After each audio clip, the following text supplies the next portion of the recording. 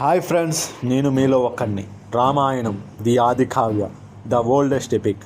రామాయణం సిరీస్లో భాగంగా 7th episode.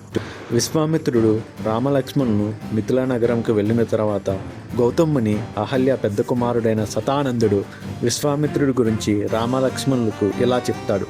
పూర్వం కుష్ అనే గొప్ప రాజు ఉన్నాడని, ఆ రాజుకు 4 కొడుకులని, వారందరూ గొప్ప పరిపాలకులని, దానిలో ఒకరు పేరు కుశనాభని, ఆయన కుమారుడే గాది అని, ఈయన కుమారుడే విశ్వామిత్రుడని చెప్తాడు. సింపుల్గా చెప్పాలంటే విశ్వామిత్రుడు ఒక రాజు. ఒక రోజున విశ్వామిత్రుడు సైన్యంతో వెళ్తుండగా వశిష్ఠ ఆశ్రమం కనబడుతుంది. వశిష్ఠ మహర్షి సాదరంగా ఆహ్వానిస్తాడు. విశ్వామిత్రుడు ఆయన మరియు వశిష్ఠుడు చాలా టాపిక్స్ మీద డిస్కషన్ చేసుకుంటారు. ఇలా చేసుకున్న తర్వాత వారి మధ్య బాండింగ్ ఏర్పడుతుంది. వశిష్ఠ మహర్షి, నీకు మీ సైన్యానికి నేను భోజనం ఏర్పాటు చేస్తానని చెప్పి శబలాని పిలిపించి భోజనానికి కావలసిన అవసరమైనవన్నీ సిద్ధం చేయిస్తాడు. శబల ఎవరంటే ఇక్కడ ఆశ్రమంలో అన్నీ దగ్గర ఉండి చూసుకునే ఒక అధికారి అనవచ్చు.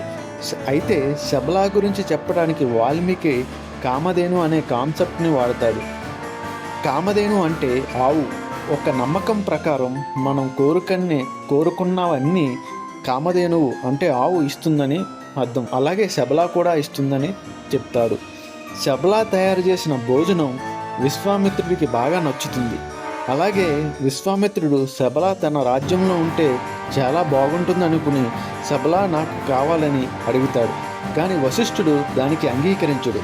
అయితే విశ్వామిత్రుడు తన పంతాన్ని మానుకోడు. చివరికి విశ్వామిత్రుడు వశిష్ఠ మహర్షిపై తన సైన్యంతో దాడి చేస్తాడు.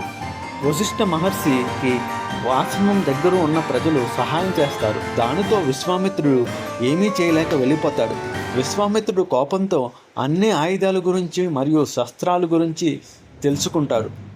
కొన్ని సంవత్సరాల తర్వాత మళ్ళీ వశిష్ఠ మహర్షి ఆశ్రమంకి వచ్చి దాడి చేస్తాడు. ఇప్పుడు తన ఆయుధాలతో మొత్తం ఆశ్రమాన్ని అంటించేస్తాడు. ఆశ్రమంలో ఉన్న మునులు అందరూ ప్రాణభయంతో పారిపోతారు. కానీ వశిష్ఠ మహర్షి ఎలాంటి భయం లేకుండా బ్రహ్మదండంతో అలానే ఉంటాడు.